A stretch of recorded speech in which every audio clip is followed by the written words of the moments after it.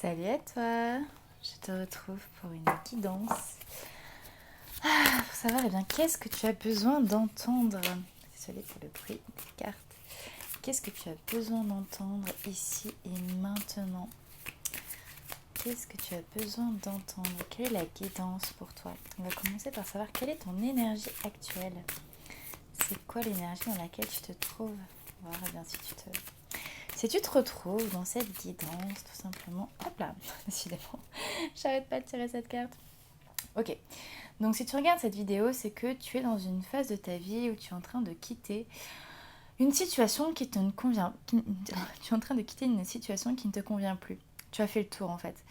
Tu as fait le tour, il n'y a pas de retour en arrière possible en fait. Tu vas en avant, tu ne sais même pas vraiment où tu vas, tu ne sais pas vraiment ce qui t'attend. Il peut y avoir beaucoup de nuages, beaucoup d'incertitudes, beaucoup de brouillard autour de toi, de ta destination finalement. Cependant, il y a une situation émotionnelle, mentale, psychologique qui n'était plus possible, qui ne te convenait plus. Et là, tu décides de partir ou tu es en train de prendre la décision de partir. Waouh, l'impératrice. C'est quand même, c'est pas un coup de tête en fait. Hein. C'est une décision qui est mûrement réfléchie. Ça fait un moment que tu réfléchis au fait de partir, au fait de quitter. Et là, si tu as pris cette décision, eh bien c'est pour le mieux. Et c'est en respect et en accord avec toi-même finalement.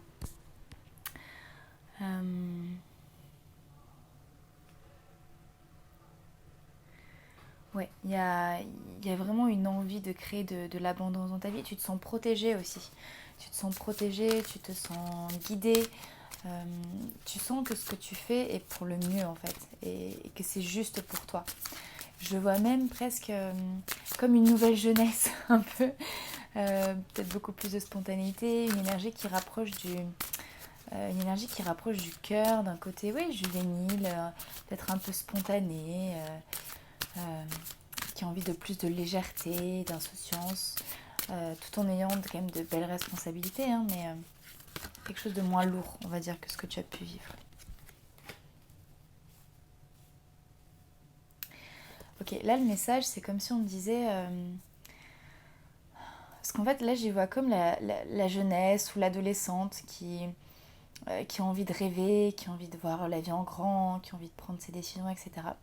Et là, c'est comme s'il y avait le père ou le patriarche, l'homme de loi un petit peu tout puissant qui venait, qui arrivait pour dire non mais attends, tu t'es cru où, c'est quoi que tu crois que tu vas faire là, reviens tout de suite dans le cadre, ça va pas se passer comme ça, il y a des choses qui sont pas possibles, on peut pas choisir ce qu'on veut, etc en fait.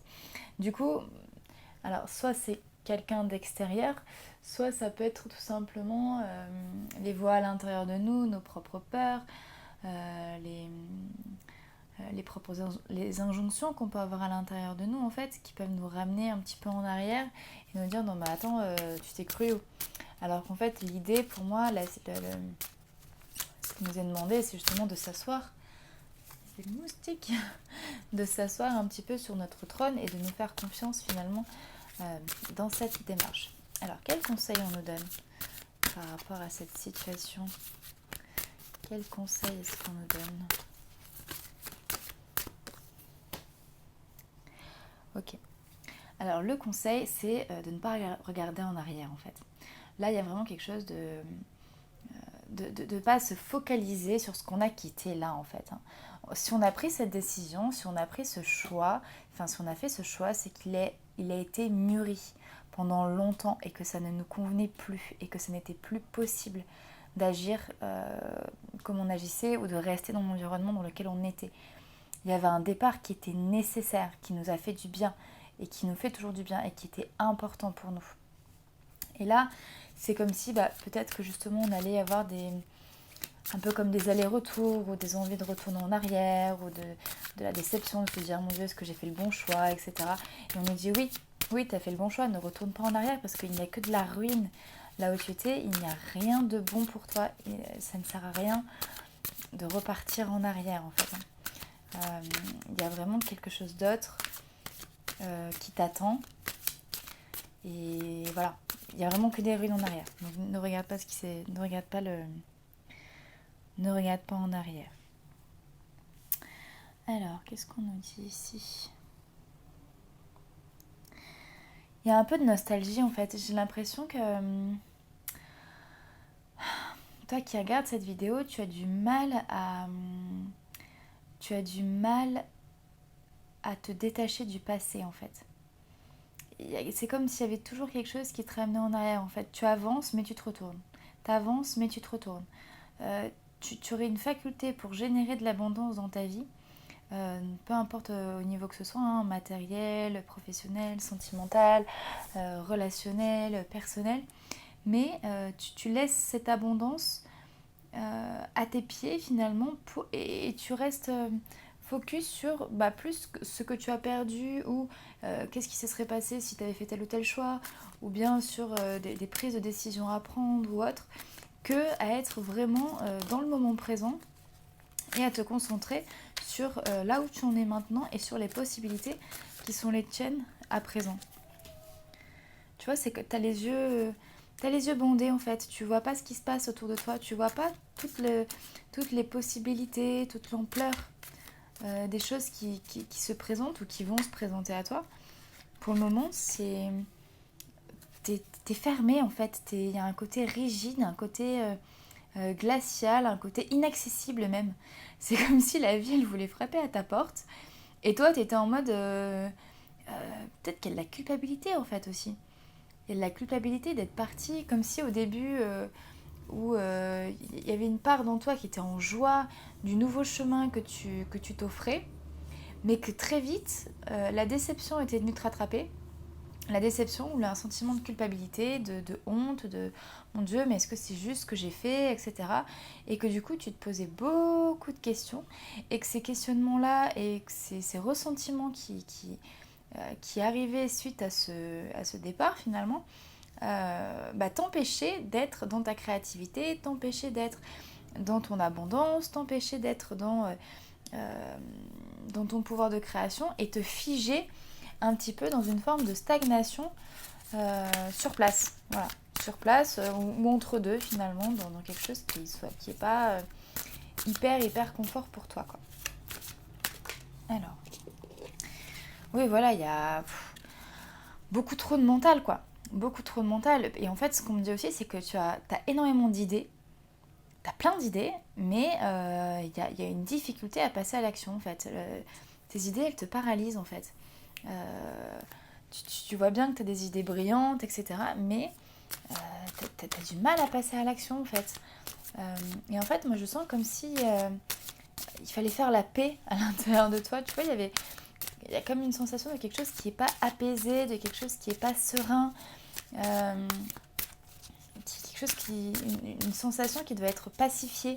Enfin, comme si tu devais pacifier ta relation avec toi-même et avec le choix que tu avais fait et que tu as fait il y a peut-être un moment de quitter cette situation qui ne te convenait plus et qui allait dans le sens de ton épanouissement, dans le sens de ta souveraineté, et puis qui fait que tu tournes un petit peu en rond et que tu n'avances pas comme tu voudrais, quoi. Alors, qu'est-ce qu'on peut nous dire d'autre? C'est quoi la résolution de tout ça, du coup? C'est quoi la résolution de cette situation? Qu'est-ce qu'on te propose de faire?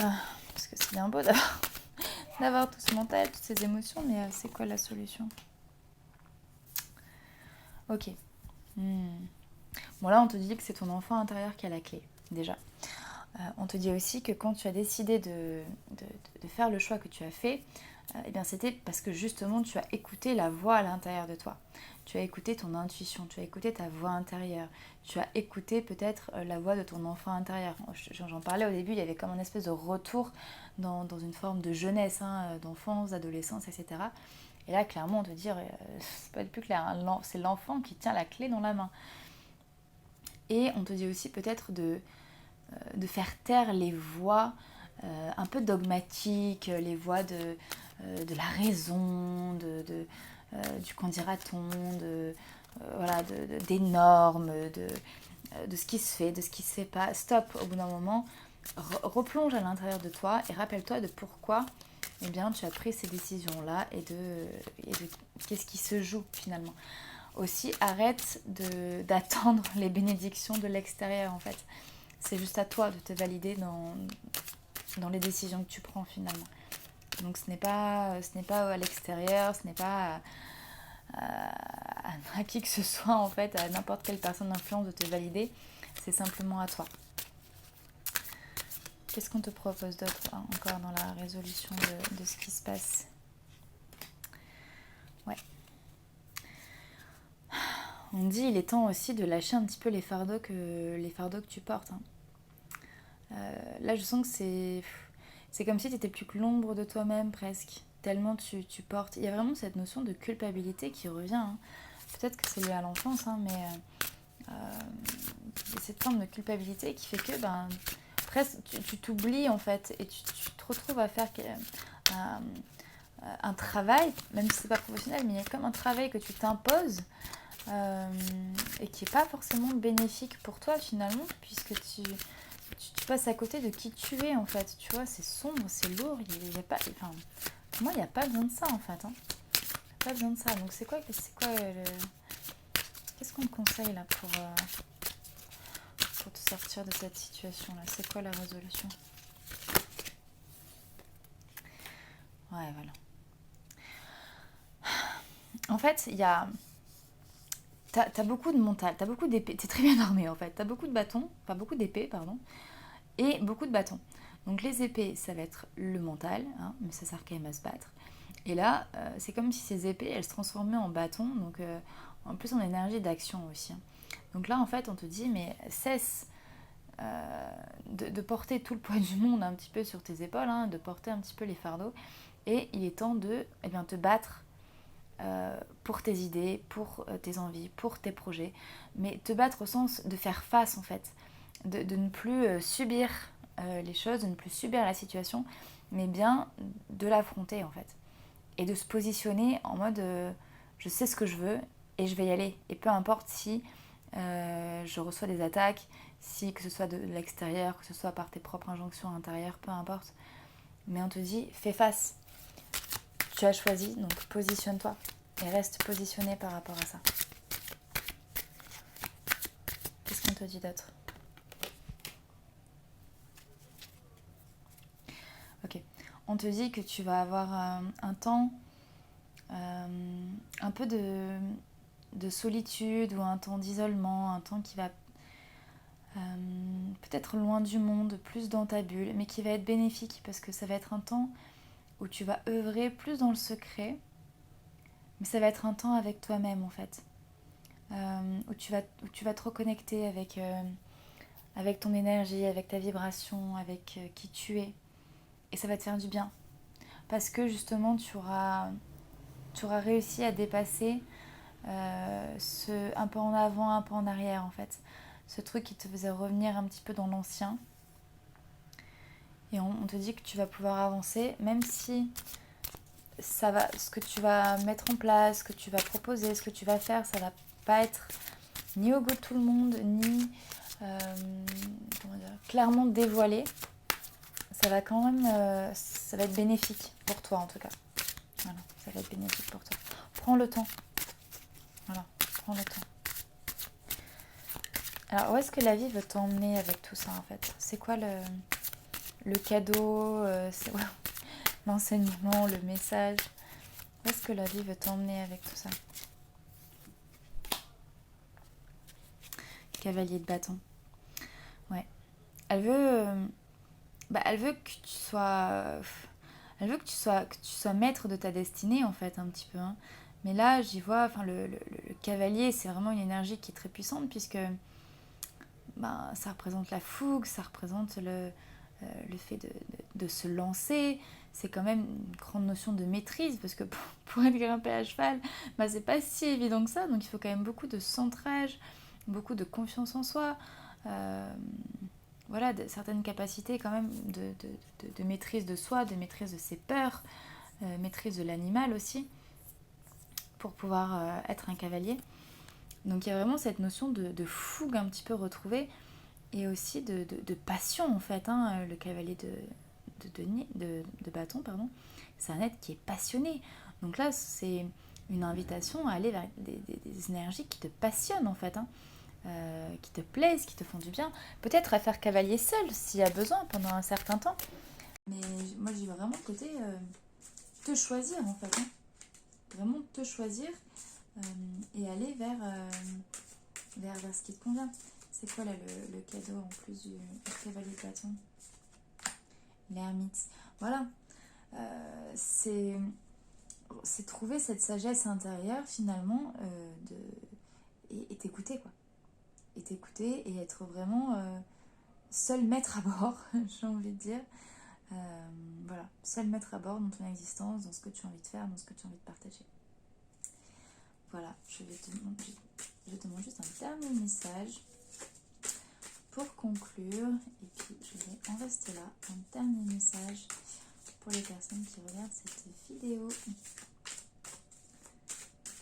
Qu'est-ce qu'on peut vous transmettre comme dernier message?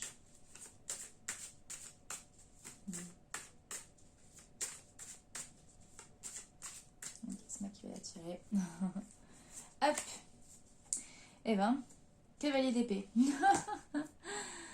Cavalier de bâton, cavalier d'épée.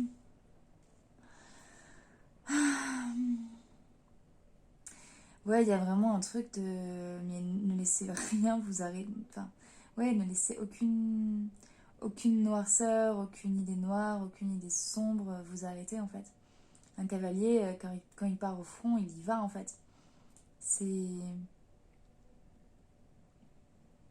Ouais, on y va, on fonce. Foncez. Fonce avec tes idées, fonce avec tes envies et fais ce que tu as à faire, quoi. Voilà. J'espère que ça t'aura plu. À bientôt.